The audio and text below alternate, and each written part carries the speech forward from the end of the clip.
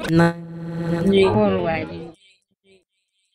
you cope, or do you enjoy, or do you find it difficult moving between something as concentrated as a work for trumpet and tape and a work for something as large as a symphony orchestra? I actually really enjoy it. I think it keeps what I do fresh, and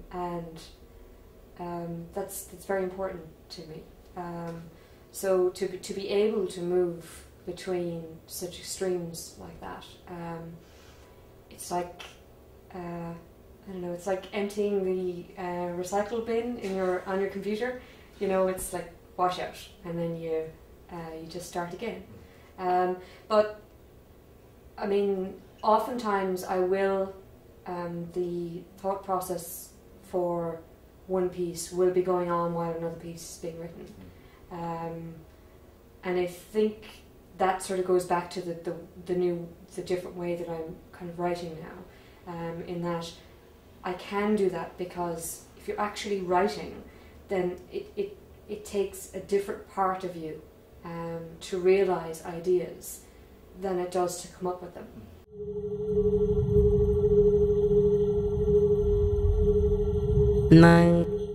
Is composition for you a kind of a search for stillness, or a search for home, or a search for a place where you feel you belong? I think in some ways it probably is, and it's something that I'm only beginning to realise. Certainly at the moment my life is quite chaotic, and I love nothing more than to be able to sit down for a few hours uninterrupted and just play with sound.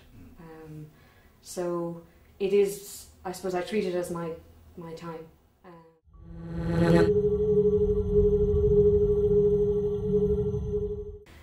I mean, I suppose the first real collaboration was with two visual artists, and that was an amazing experience, because they're both very, very open-minded and very creative people, and we really did collaborate from the very beginning, although they admit to knowing nothing about music, and I likewise admit to knowing very, very little about what the eye sees and what captures it for somebody in the eye. We just sort of arrived at this piece that we all gave equal input into, and that got me thinking. You know, if you pick the right people, it can be a truly magnificent experience. And so I'm careful about who I collaborate with, as long as as long as they're as interested and as open-minded, and that it's 50-50.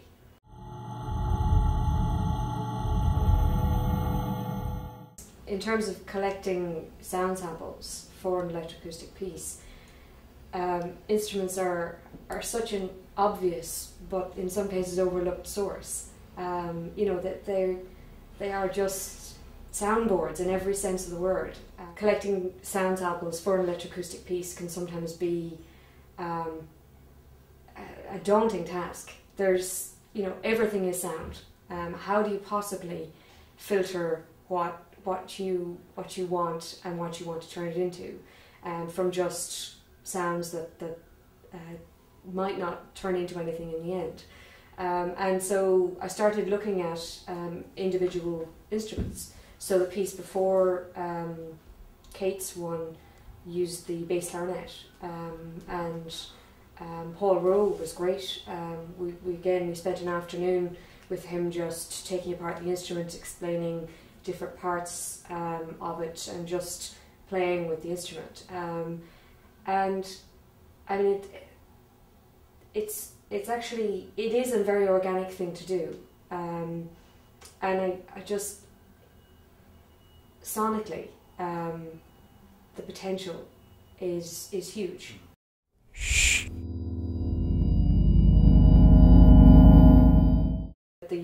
The courses that were developed, the offspring from those courses are now at a level where the music that's coming out is fantastic.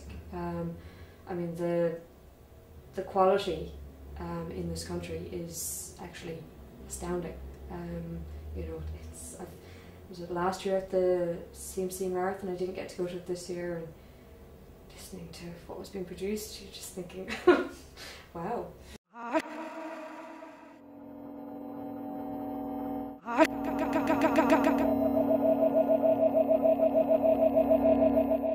For the piece titles is a very big thing for me, and always has been, although the reasons have changed.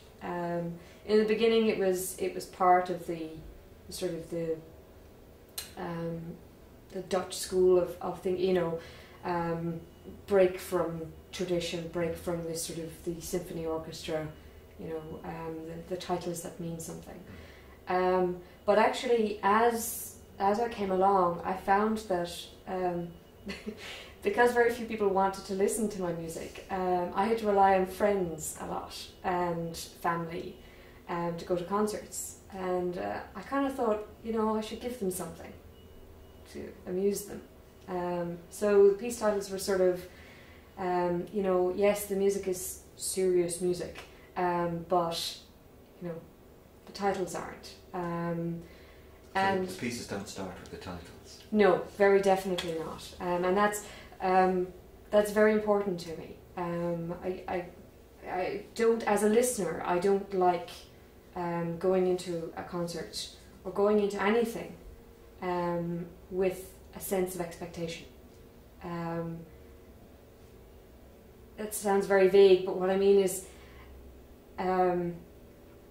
if you have a strong enough sense of expectation, you are already listening in a particular way.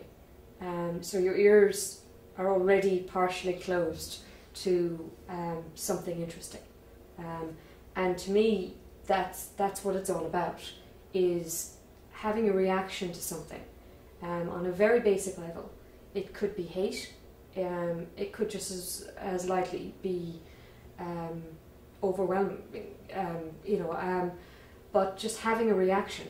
And if you go in with a piece title in mind that tells you something about the piece, then you're lessening your chance of hearing the extra bit.